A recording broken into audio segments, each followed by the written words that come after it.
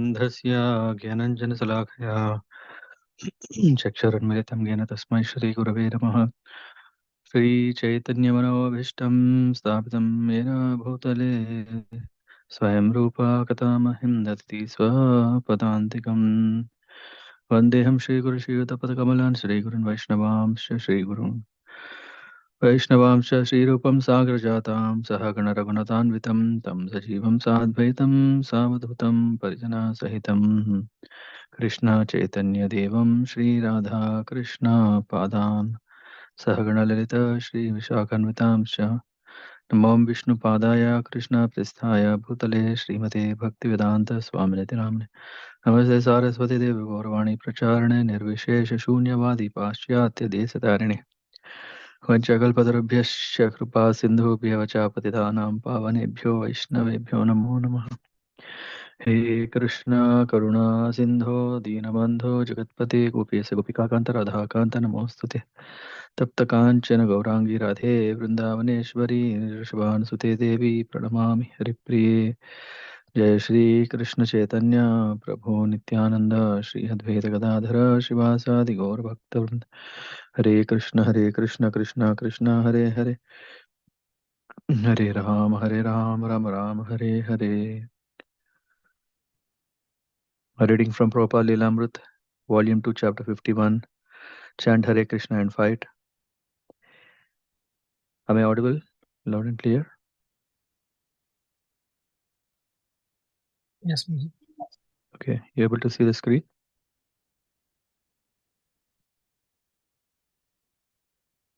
Yes, Prabhuji. Okay. Each night, Srila Prabhupada had a different devotee read a verse and purport. Leading disciples like Hridayananda Goswami and Giriraja would lecture and Prabhupada would speak afterward.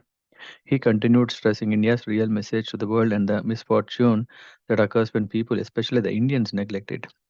Based on his bold statement, some devotees had made a big sign and posted it outside the pandal. The modern civilization is a failure. The only solution is Krishna consciousness.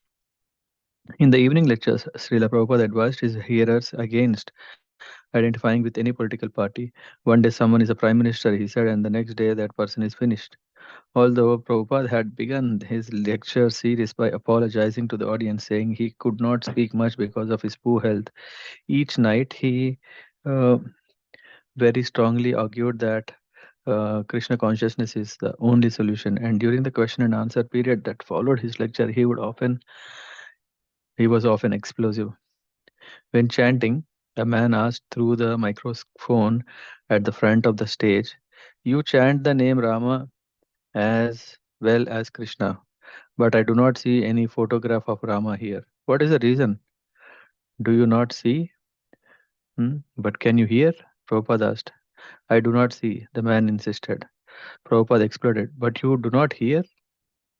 And he went on to explain the hearing is the best way of understanding that which you cannot see. Another man asked how a religious minded person could move in the material world. Prabhupada replied, "Therefore, you have to understand your spiritual identification. But because you are fools and rascals, you are thinking, I am this body." He said to realize this knowledge, one must be trained by a spiritual master. Srila Prabhupada was aware that most of the questioners had no serious intentions of following him, so sometimes he reprimanded them like an old brother for their foolishness. Even their asking philosophical questions with no intention of following was itself foolishness. But Srila Prabhupada continued to offer the diamond of Krishna consciousness even when the inquirer didn't possess the purchase price of sincerity. He offered it nothing nonetheless, and at great expense to his own physical condition. When a man rhetorically asked Prabhupada to kindly enlighten him about the soul, Srila Prabhupada replied, "That is already explained, that you are a soul without the body." Srila Prabhupada elaborated on how the senses are superior to dull matter, and the mind is higher than the senses. Intelligence is higher than the mind, and the soul is the highest of all. So it requires study. He said, it requires education. The education is there, the books are there, the teachers are there. Unfortunately, you are not interested to take this spiritual education. You are now interested in technology, how to hammer, that's all. Each evening, a prominent guest would appear at the pandal and introduce the program.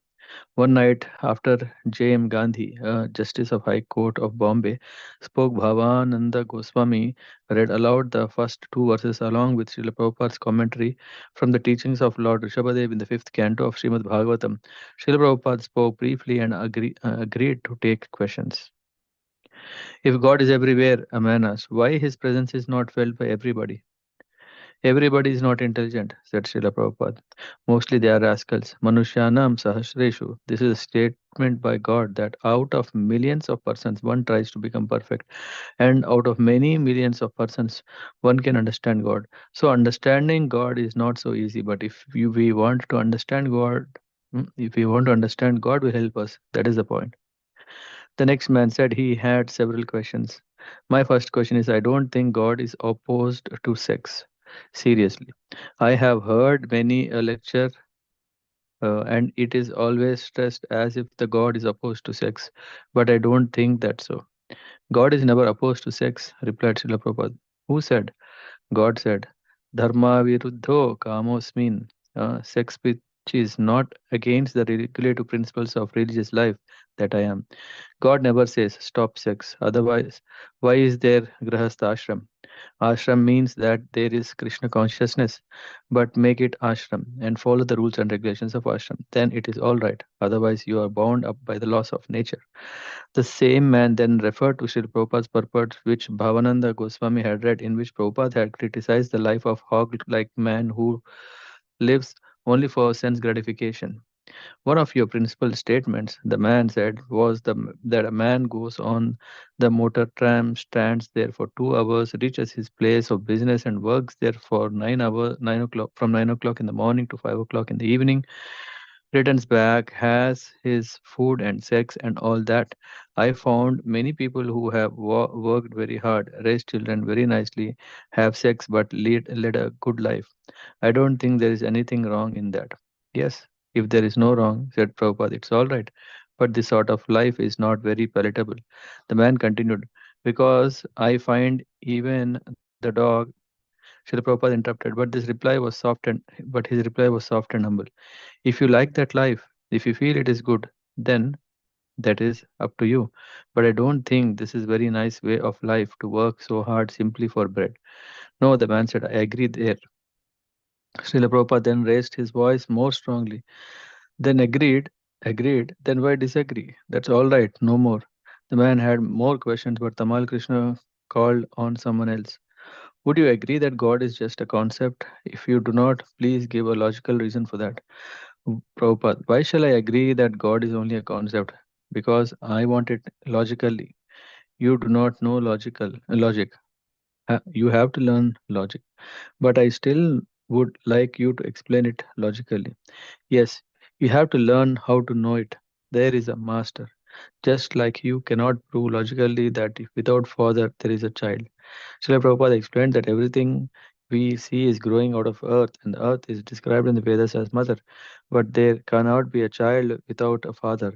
Where there is mother and child, there must be father. God, therefore, is the father of everything. Srila Prabhupada's disciples were urging him not to exert himself. So, when Swarup Damodar arrived, Srila Prabhupada asked him to give the evening lecture. Prabhupada was very impressed with Swarup Damodar's scientific presentation of Krishna consciousness. One of the devotees remarked that Swarup Damodar's talk seemed too technical for audience, but another devotee replied that even if no one else had appreciated the speech Srila Prabhupada had, so it was a success. Following Swarup Damodar's lecture, Srila Prabhupada spoke for about 5 minutes and left without taking any questions. The following night, Prabhupada did not speak at all, but he sat on stage while two of Indian leading cardiologists, Dr. Keshar Rao Date and Dr. Sharma, spoke.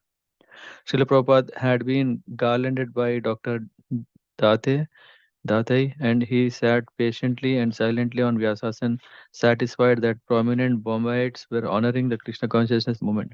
Dr. Datai spoke about heart disease and said it could be eliminated by controlling anxiety. He then praised Srila Prabhupada and his movement. After doctor's brief talks, Swarup Damodar gave another scientific lecture and showed slides. Srila Prabhupada later told Swarup Damodar and others, "This scientific program is giving me extra strength to preach Krishna consciousness. It seems like you are giving more stress to science in recent years than previously," said Tamal Krishna Goswami. "That is required for convincing the modernized men," said Prabhupada. "Perhaps I am the first man who protested against these unauthorized scientists." "Oh, yes," said Swarup Damodar. "Everybody is afraid of them except Srila Prabhupada." Frankly speaking, I never knew that the problem was this serious before I met Srila Prabhupada. I never thought about this. Therefore, I took it so seriously, said Prabhupada. "Every morning walk, I would look for you and ask, 'Where is the scientist?'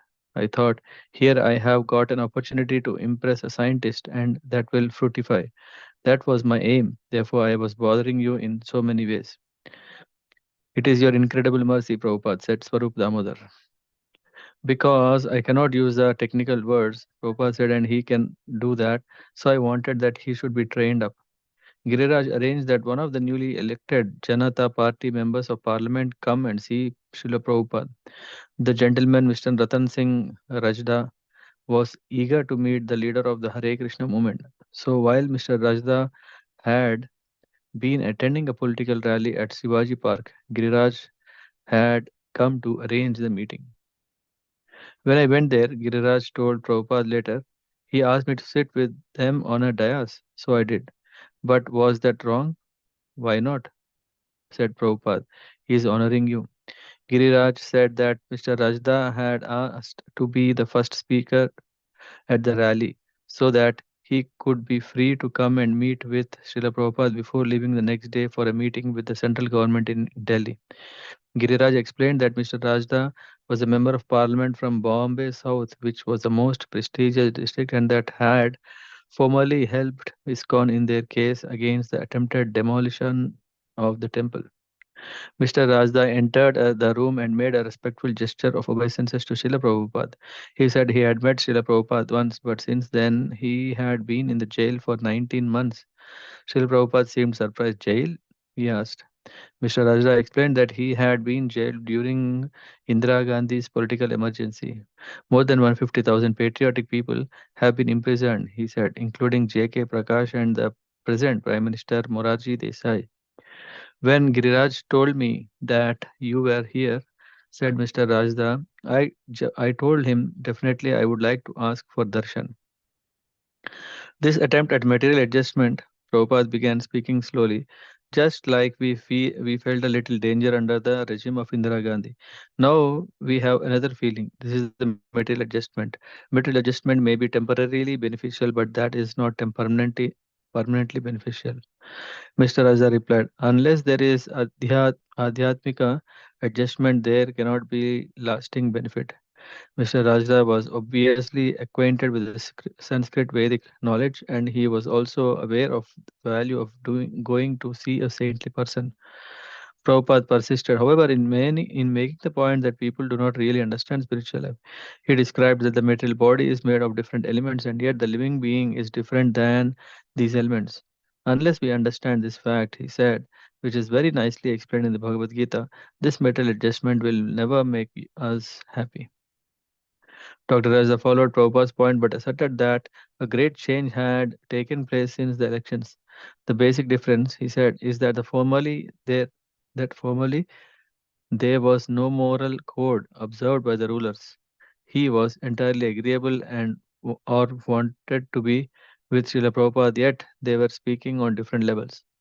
Both asserted that spirituality was needed in the government, but Mr. Rajda's political conclusion was that such spiritual reform was now present in his political party.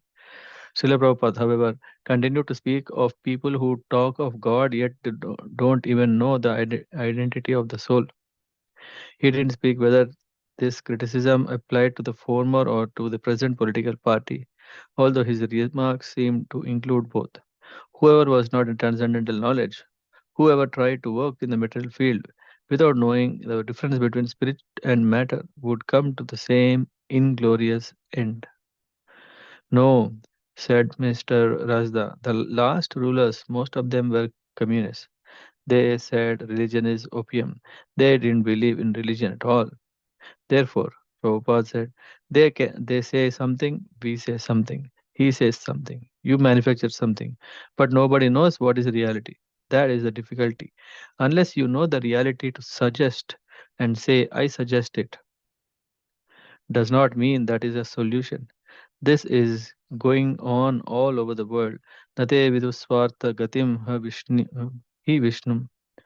The external features, uh, these material features, they are concerned with that earth, water, fire, air, ether, mind, intelligence.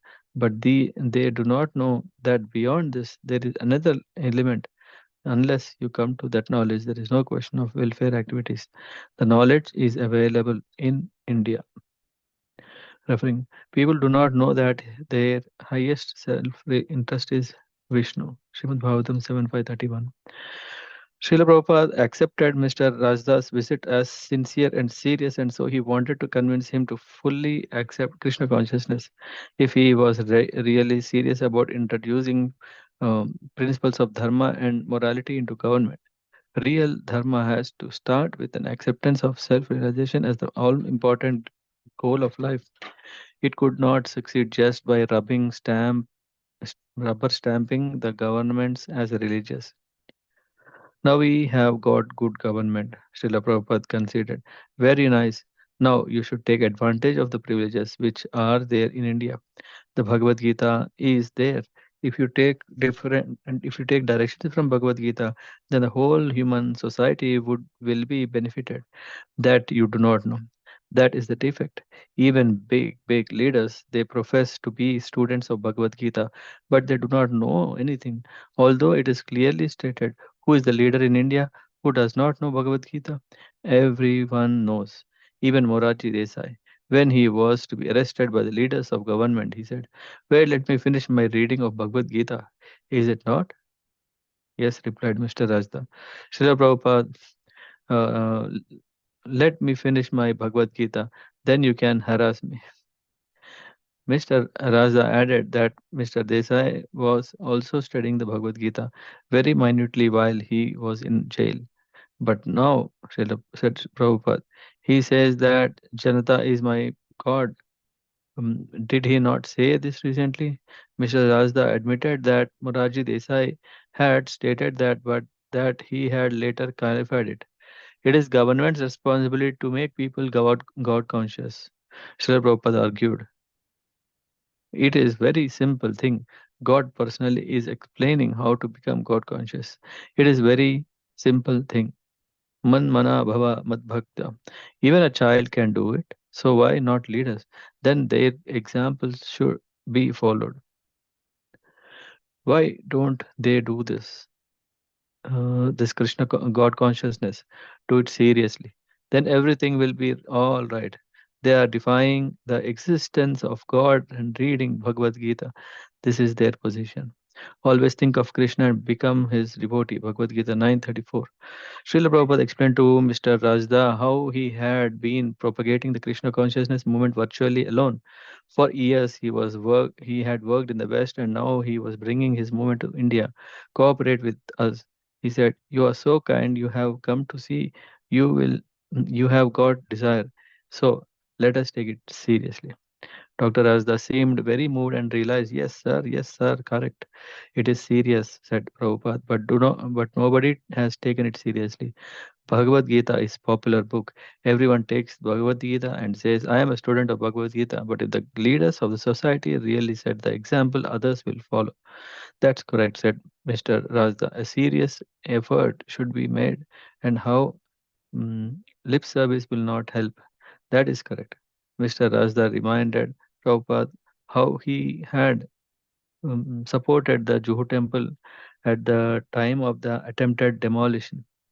So you have given a great service, said Prabhupada. Now it is not only not demolished, but it is standing there. It is standing, affirmed Mr. Rajda, and a very nice temple. Mr. Rajda mentioned the possibility of a meeting between Srila Prabhupada and Morachi Desai. He said it could be arranged if it was convenient for Prabhupada. My life is dedicated for this purpose, said Prabhupada. It is convenient for me at any time. I am not keeping good health at the moment, yet still I can come. I have come. I am just trying, even up to the last moment of my life. If I can deliver some good to these people, that is my determination. What is this life? Life will end today or tomorrow or day after. But if you live just to the point, that is the idea. Otherwise, trees are also living thousands of years. What is the benefit? Mr. Raza confirmed that the meeting could definitely be arranged. He could see the Prime Minister and fix up a time. So, said Srila Prabhupada, there's more, there's some Krishna's purpose that you were elected. It is through his blessings, said Mr. Raza. Take advantage of his blessings, said Srila Prabhupada. Do some service. On the last scheduled evening of the Pandal, the Chief Minister of Maharashtra gave the introductory speech. Srila Prabhupada, however, did not attend. When the devotees asked to attend the Pandal another week, Prabhupada agreed, but said he would move to his now ready quarters at Hare Krishna land. Before leaving, Srila Prabhupada spoke with Mr. and Mrs. Mahadevia. Prabhupada had one of the devotees purchase a nice sari and he presented it to Mrs. Mahadevia. I stayed with you, and this is just my remembrance of thanks, so don't refuse. He gave a tape recorder to Mr. Mahadevia and a sari to Mahadevia daughter Preeti and money to the servants. Mr. Sorry, Mrs. Mahadevia was very pleased, but she protested, saying it was a traditional duty and a pleasure for them to receive Prabhupada in their home. Previously, Srila Prabhupada had been playing the tape recorder in Mr. Mahadevia's presence, and Mr. Mahadevia had admired the sound reproduction. Now, when Srila Prabhupada gave him the tape recorder, he protested, "No, Prabhupada, I was not telling you that you should give me that tape recorder. I was just telling you that it's a good piece." No, no, Prabhupada insisted, "This is for you. You must keep it." As Srila Prabhupada entered his beautiful quarters at Hare Krishna land, he remarked that no one could outdo Shurabi Swami. I think I haven't such a place to live anywhere in the world. He said, Los Angeles and New York are big, big cities, and London, Paris, but nothing can present in such luxurious royal place. Seeing how the old large, sorry, seeing how the one large room was arranged to facilitate his different activities, Srila Prabhupada said, "This is like my room at Radha Damodar temple. In one corner I was writing, in another corner I was sitting, in another corner I was taking prasadam." The comparison was odd since the Radha Damodar place was a tiny cell, yet Srila Prabhupada saw them as related. The beginning in Vrindavan and the apex in Bombay. In either place, he was the same person, humbly taking a little prasadam, writing his books, and ambitiously planning for spreading Krishna consciousness. Srila Prabhupada discussed with several of his disciples and Dr. Sharma about his daily routine in Bombay. He said he would come down for darshan of the deity and would lecture once a week and on Sunday. On special occasions, he would see a visitor in his quarters, but rarely. Generally, he said, people come to visit and say, "How are you? How are you feeling?" And he takes a half an hour even. So, what is the use of wasting time like that? How are you? Everyone knows that I'm not feeling well. So, they can come to the temple room in the morning, said Tamala Krishna. Yes, yes, said Prabhupada. If they actually want to see me, I am going there. They can see me for a half an hour. And for talking, there is no need of talking. How are you? How are you feeling? This is not talking. Instead, said Gargamuni Swami, they can buy some of your books downstairs. Yes, said Prabhupada, nodding approvingly. This is a waste of time. I want to stop this to answer all these things. How are you? By saving his time and energy. He said he could work on his book writing. Devotees assured him that everyone would appreciate this schedule, and would be happy that he was working on the 10th canto. I think I shall be able to work from today, Prabhupada declared. Now I have got nice place, full freedom, so there will be no different difficulty. Then Prabhupada would not take any morning walks, went without saying. Everyone closely, Breakup. hello? Everyone closely involved with Srila Prabhupada ha, had come to accept a new way of living with no morning walks and very few clothes. Someone suggested that Prabhupada might like to walk on the roof, but even that seems to be difficult. No, one story, I can go, said Srila Prabhupada. Not now, but I can go. So if you are trying so for a chamber, I do not know whether I shall be able to repay you, but I shall try my best. It is not possible to repay your debt. You are so kind. So I can simply pray to Krishna to give you his blessings to you so that you may remain very steady in devotional service and preach his message all over the world. Otherwise, I have no other means. Without your help, I could not do anything. So you are very kind. Kindly continue your cooperation. This is the moment of para upakara, doing good for others. I have got report from our uh, other temples all over the world. They are good. They are doing very nice. Is it not? Other temples outside India, they are doing very nice. Swarup, the mother, who had recently come from the West, told about the successful standard of devotional service in the temples there. Prabhupada said he wanted silence so he could do his work, and he told a little story about a woman whose tinkling bracelets disturbed her husband. The husband took one bangle away, but still he was disturbed by the tick, tick, ting, ting, ting. He took away another bangle and another until there was only one left. Then there was no one no more ting ting ting. Tropa specifically asked his secretaries not to gather and talk in the outer room. Remain away, always one, said Srila Prabhupada, and read books. Then there will be no noise. And as soon as you become two, ting ting ting, that I don't want, it won't happen, said Tamal Krishna. If anyone comes to see me, I will go out of the apartment. Yes, Srila Prabhupada, in this way, arrange. It should be remain. It should be shit. It should remain always quiet and serene. These are your quarters, said Tamal Krishna. No one else should come, and we should arrange for seeing our own men at a time, said Srila Prabhupada. But the principle should be silence. That will be all right. I will be free to work. Prabhupada continued to appreciate his new situation. The room were well ventilated with plenty of sunlight.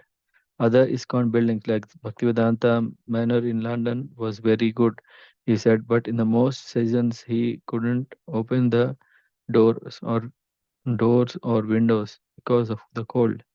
You have to remain packed up, he said. In Detroit and London, you cannot open a window, but here in Bombay, the temperature was ideal, and the area outside Robert's window was verdant.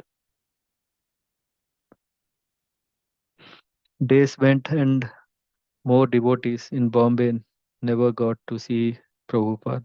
They were all used to having him come down in the morning and walking with them for an hour on Juhu beach, and they were used to having him come to greet the deities, give classes, and give darshan in the afternoon.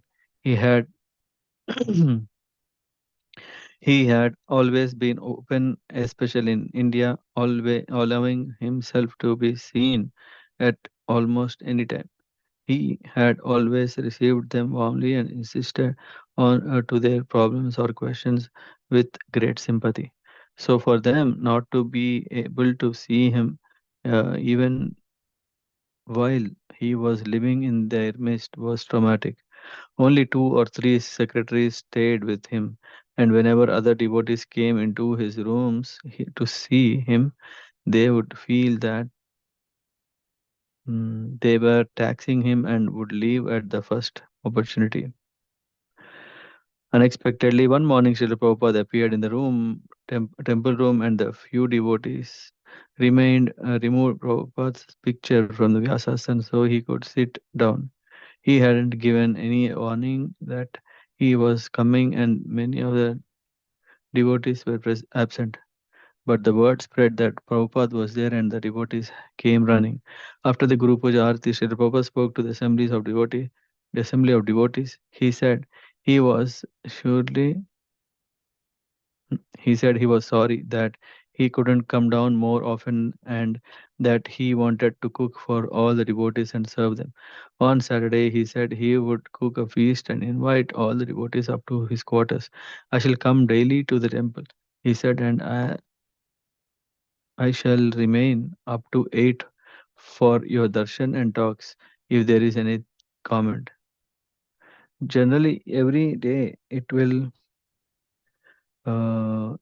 be done, and on Sunday you can fix up some time. I will speak in the evening, and then Krishna's desire as he likes. But for the time being, this arrangement. Srila Prabhupada ki jai. I'll bookmark here.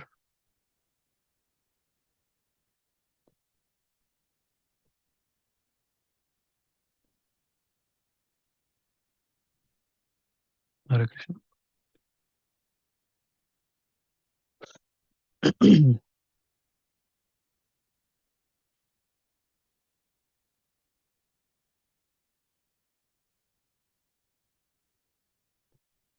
Hare Krishna, Prabhu. Anyone want to share?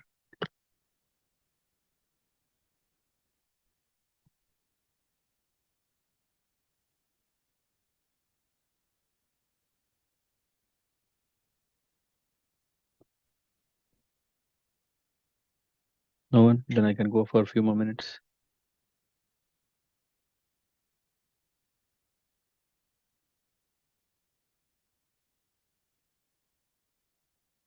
Okay, let's continue maybe 5 minutes and then we stop. Prabhupada's humility and his. Are you guys hearing me? Or am I audible? Yes, yes. Yes, Prabhuji, yes.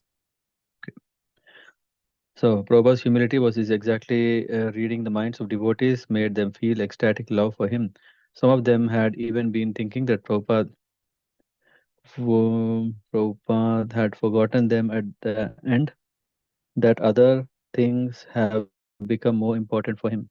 But now he was reassuring them. Although he appeared to be incapacitated, he was fully reciprocating with his disciples.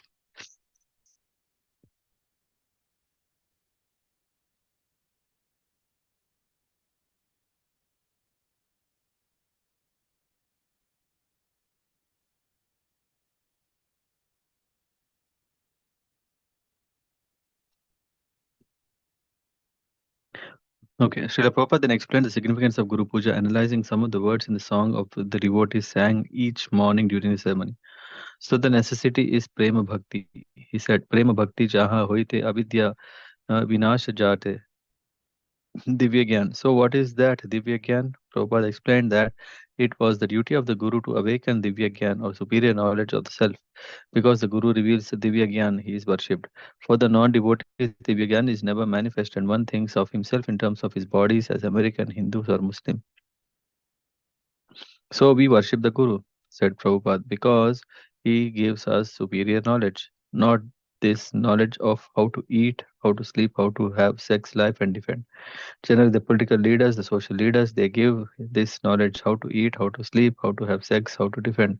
The Guru has no business with these things. He has Divya Gyan, superior knowledge that is required. This human form of life is an opportunity to awaken that Divya Gyan, Hridaya Prakashito. And if he is kept in darkness about that Divya Gyan, then life will be lost. Remember this, it is a very risky life to be once again thrown into the waves of birth and death, and we do not know where we will go. This is very serious. Krishna consciousness is Divya Gyan. It is not ordinary knowledge. So you should always remember these words, Divya Gyan, Hriday Prakashita. And because the spiritual master enlightens with Divya Gyan, one feels obliged to him. Yasya prasadat bhagavat prasadat yasya prasada nagati kutopi. So this Guru Puja is essential, just as the deity worship is essential. It is not cheap adoration. It is the process of enlightenment of Divya Gyan. Thank you very much. By the mercy of spiritual master, one receives the benediction of Krishna. Without the grace of spiritual master, one cannot make an advancement. Shri Shri Guru Ashtakam by Srila Vishwanath Chakrabarti Thakur. Not only was Prabhupada reminding his disciples that he hadn't forgotten them, but he was also reminding them that they should not be absent from the Guru Puja and worshipful thoughts of spiritual master. Even he was not able to personally come before them. Srila Prabhupada mostly stayed alone in his room, and during the day he would move from one desk to another, either to dictate the Bhagavatam, to take prasadam, or to speak to the guests. He was especially prolific at his writing. Rising at 1 or 2 in the morning, he would dictate 90, 100, and occasionally almost 200 digits in his dictating machine. This was more than he had done in months. But he had little appetite. He could not eat anything heavy, and sometimes he had no appetite even for a cup of milk. Palika Dasi and sometimes Chor Gopinath, a Bengali devotee, were the cooks. Srila Prabhupada liked Kshira, Kshira Chor Gopinath, Sukta made from neem leaves, eggplant, um, bitter melon, potato, sweet potato, and yogurt. One morning, Srila Prabhupada asked for orange juice, but there was no oranges in the kitchen. Gopinath ran to get them, but when he returned, Srila Prabhupada was ringing his bell. Gopinath rushed in and told him, "I am just coming. It takes time to make the juice." After a few minutes, when the juice did not come, Srila Prabhupada began repeatedly ringing his bell. As Gopinath at last entered with juice, Prabhupada spoke out angrily, "I am sick with no appetite, and when I have a little hunger, then you take hours." He said he didn't want the juice, but Gopinath put it on the table anyway. Srila Prabhupada picked the glass up and drank. "You are serving me so nicely," he said quietly. "I am always chastising you. When one gets old, he becomes short tempered." Gopinath had not felt bad about the reprimand, but on these humble words from Srila Prabhupada, he felt terrible. Gopinath became so emotional that he could hardly speak. Yet he managed in choked voice. He said, "Please, Srila Prabhupada, don't speak like this. I make mistakes, and if you don't correct them, then who will?" Mm. There were many little personal exchanges like this between Srila Prabhupada and his assistants, but sometimes he would be more silent and inward than than they had ever seen him before. He would spend time chanting and reading, and only on special occasions would he see a guest. Srila Prabhupada agreed to an interview with Mr. Koshi, assistant editor for the current magazine. Mr. Koshi's approach was not reverent but provocative in search of a lively interview. Prabhupada was interested in speaking to many people through a magazine article, but he had no interest in flattering the editor or in compromising, especially of late as at the Bombay Pandal, Prabhupada was speaking in the most plain, direct words. Whoever appreciated him, he informed about Krishna and their illusion in not accepting Krishna. Mr. Koshi asked Prabhupada why he had been recognized first in the countries other than India. "Because they, Indians, are so poor that they cannot purchase diamond," said Srila Prabhupada. "But diamond must be there. They are so poor-hearted, their education has been so poorly given that they cannot understand." "Poorly given?" asked Mr. Koshi. "Yes," replied Prabhupada. "They are teaching. You are this body, jump like cats and dogs. That's all. This is nationalism. It is you are this body, jump like a cats and dogs. A group as a group of crows gather together, ka. That has been taught. Make a group and crow. But you don't find this word nationalism in Bhagavad Gita. These are all borrowed words. So what is your alternative?" asked Mr. Koshi. "We are preaching internationalism," said Prabhupada. "Everyone be welcome. Come to Krishna consciousness. Here is Christian, Hindu, here is African, Mohammedan, everything. That is real United Nations. If they were thinking that I am American, then they are they. Why are they after a poor Indian man? Indians are known outside India as poverty stricken, and that's a fact. But actually, we are not poverty stricken. If we cultivate our own standard of knowledge, Bhagavad Gita, then we are the richest. We can give the whole world these gifts. Prabhupada said it was regrettable that scholars and politicians pretend to be students of Bhagavad Gita without even knowing the difference between the body and the owner of the body. Do not even know the first lessons of Bhagavad Gita. So, what is the solution? Asked Mr. Koshi. Solution, Prabhupada shouted. You'll learn it, but they don't want to do it, said Mr. Koshi.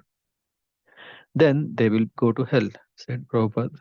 What can be done? If you want to cut your own throat, you can do it. Who can save you? But our duty is to say don't commit suicide. Mr. Koshi made a case for drinking tea and coffee. He couldn't see how such things were sinful. Prabhupada explained that they were intoxicants. But there are several millions like me, said Mr. Koshi. Millions of zeros does not mean one, said Srila Prabhupada. Zero is zero. If there are 7 million zeros added together, you cannot make one. Mr. Koshi also wanted to ask why Prabhupada paid so much attention only to Krishna, since there were hundreds of gods in the pantheon, but Prabhupada stopped him short. Mr. Koshi asked about the brainwashing controversy. There are so many accusations, said Prabhupada, but now it is in the court. But you don't require recognition of any court, do you? Asked Mr. Koshi. You require, replied Prabhupada laughingly. I don't require, you require. Yes, until then, said Mr. Koshi, there is doubt. Because you are after the court, said Prabhupada, after the judges. We are not after anyone. We are after one Krishna, that's all. We know what our duty is. Srila Prabhupada further explained that the opposition was coming in America because so many young people were taking to Krishna consciousness. Young men are taking it, said Prabhupada. They are preaching. They have sacrificed their lives. So they are intelligent persons. They can understand that they should not die. Krishna consciousness is not an old man's recreation. No, said Mr. Koshi, but you are responsible for it. I am not, said Prabhupada. Krishna is responsible. I am just distributing. My duty is to distribute. That's all. Mr. Koshi asked Prabhupada if he was happy with the way his movement has spread, and Prabhupada replied, why should I not be happy? I am not manufacturing anything. That is my business.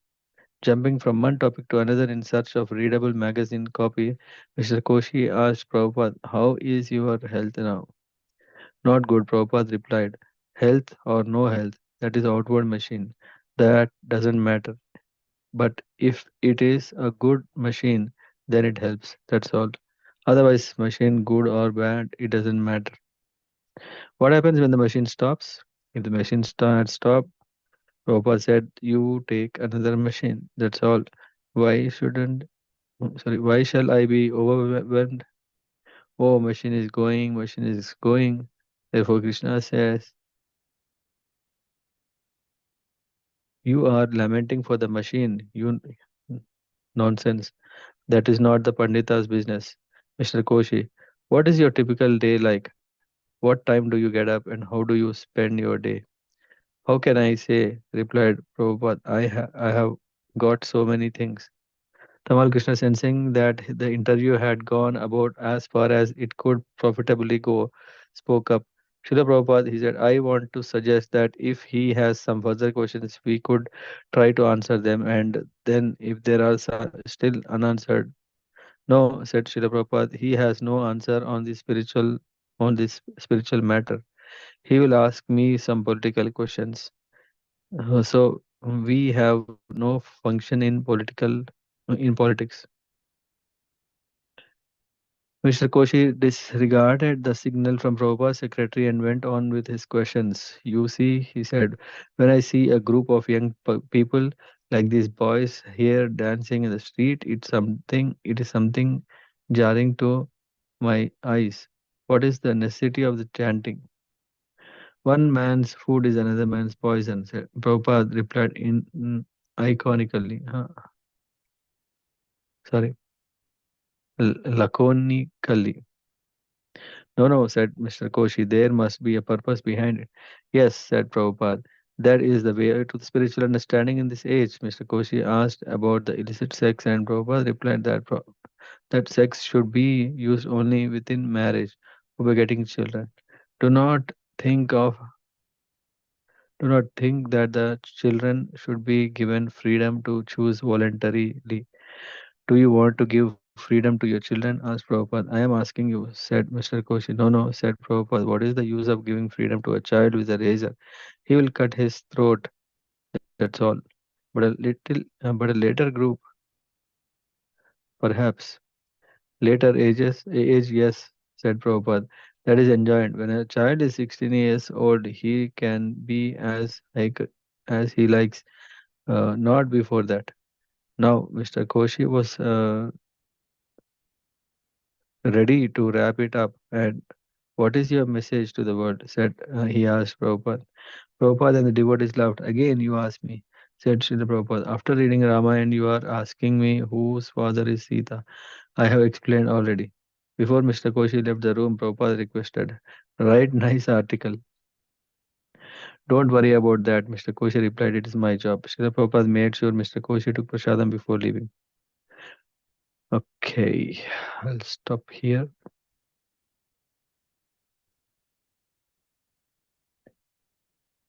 Okay, Thank you, then, Swamiji. Thank you for very much for this wonderful thing. And to me, I think this United Nations example was very, hilarious at the same time, the reality also very. Uh, uh, yeah. and one question I asked was like, you were also telling that Prabhupada's devotees were very much surprised because we saw a lot of compassion, calm and compassion. At the same time, I think Srila Prabhupada is also known for, you know, short tempered is the right word, or Sharp uh, tempered. sharp tempered is the yes. So, uh, and basically, how do you think people were able to kind of balance both also? Because now we know generally they say Prabhuji, when a great occurrence is happening, in the moment of time, none of us will know it is going to be great Prabhuji. But we are looking at it from a background. That's why we are able to see what greatness was accomplished. So I'm not really sure the The thing devotees. is, people Yes, who have faith, right? So that is the people who have faith, they will know. They will know sooner than people who do not have faith. okay, a good one to So answer. Yeah, that's what I whatever wanted to we ask. think that, oh, at that time Prabhupada, maybe not everyone thought Prabhupada is of that magnanimous personality. Yeah. No, there are so many disciples who have accepted Prabhupada as good as God or even more than God. Yes, but I think faith is a good thing to yeah, I mean, yeah, that kind of makes you realize in a Yeah. moment of time that So that is why it's very, very important. This bhakti na, is not a um, casual thing. It is it is very serious matter. The seriousness lies in how serious we are taking every day. Yeah. So with that seriousness, proper disciples now, like for us, we are trying to balance ourselves in two areas, material and spiritual. If you see full-time devotees, they have dedicated their life. They it is not that okay, they didn't had family background. No, they have a very sound family background. It's not that they don't have financial background. No, we see how much money was given to deprogram. All these things are there, but you can see that they have full faith in Prabhupada. yes, I agree with you. I think the faith angle is very is a difference of the Hmm. two. Okay. We should all understand. I mean, when we are reading Prabhupada-līlāmṛta, one of the aspect is to build that faith. Yeah. So it is that, yeah, we were not in 1970s, we were not there 1960s, but we are there in 2024, but still we able to, we are taking Prabhupada with us every day in our life. Just like we all want a support, right? We want a support to be fearless, to have confidence, to do, yeah, not just to think, yeah, let me do, no, to really do. So for that we need that, and that strength is we can see from Prabhupada-līlāmṛta. Yes, completely. Yep, thank you, Satish Prabhu.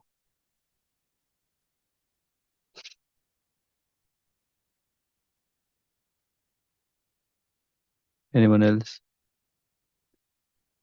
Sorry, I was not so fluent. I was reading because, yeah, I need to catch up with my sleep.